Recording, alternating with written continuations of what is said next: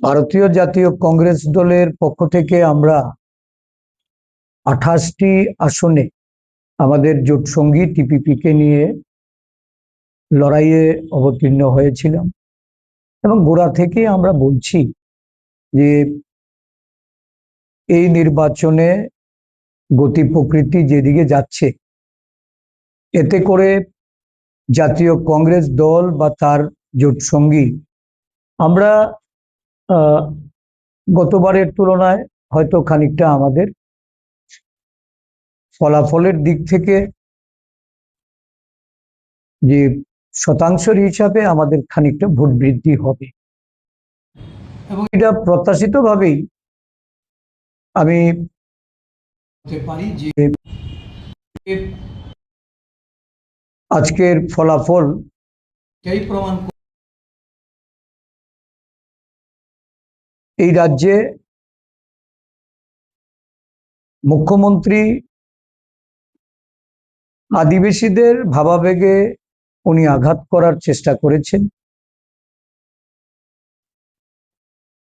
সমতলবাসীর সমর্থন নেওয়ার যে প্রচেষ্টা, এতে করে দেখা গেছে যে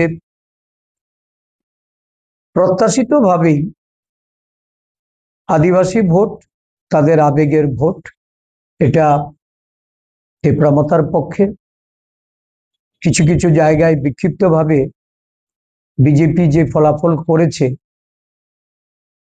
দিল্লিতে বসে যে ছক রচিত হয়েছে, এটার বাস্তবায়ন আজকের ফলাফলের মধ্য দিয়ে দেখা গেছে। তো কংগ্রেস দল বরাবরই আদিবাসীদের তাদের বাস্তব পরিস্থিতি, উন্নয়নের যে দিশা, এই দিশা সম্পর্কে অবহিত করার আমাদের যে প্রয়াস ছিল, খানিকটা হলেও এটা আমরা ফলপ্রসূ অবগত করাতে পেরেছি।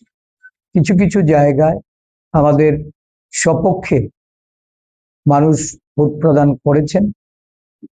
আগামী দিন আমাদের আদিবাসীদের স্বার্থে যে লড়াই, এই লড়াই এটা বজায় থাকবে।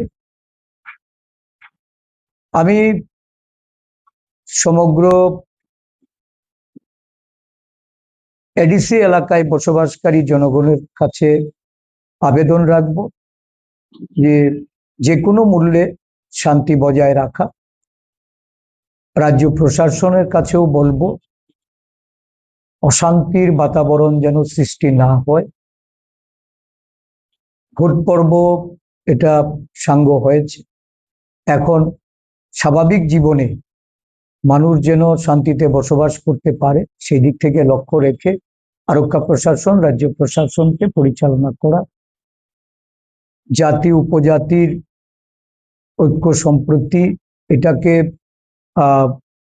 সুদৃঢ় করা, এটা সমস্ত রাজনৈতিক দলের কর্তব্য। জাতীয় কংগ্রেস দল আমাদের নীতি আদর্শের প্রতি আমরা নিষ্ঠাবান হয়ে সজাগ সতর্কতার সঙ্গেই আমরা এটা পালন করব।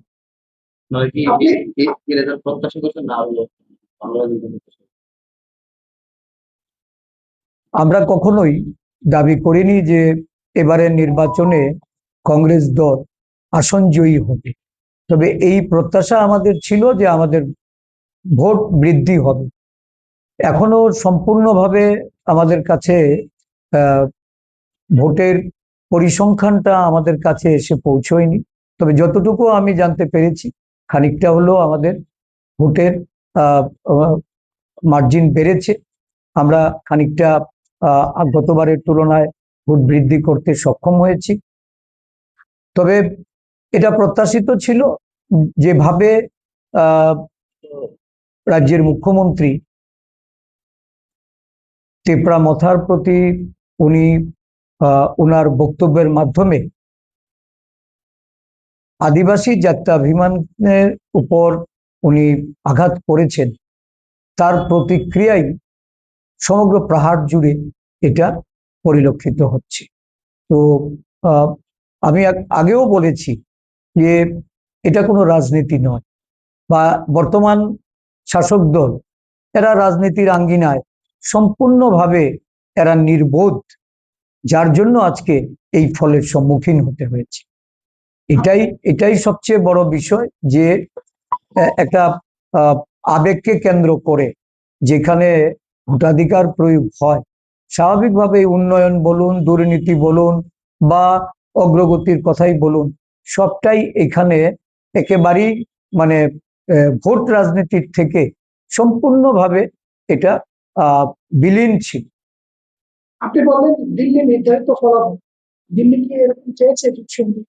এখন দেখুন, এরা এই রাজ্যে যতই তারা ঝামেলা করুক, নিজেদের মধ্যে সংঘর্ষ সংঘাত যাই কিছু থাকুক, এরা দিল্লিতে গিয়ে একই ঘরে একই দরজায় ঢুকে এরা মিলেমিশে বসেই এদের নীতি নির্ধারণ করে।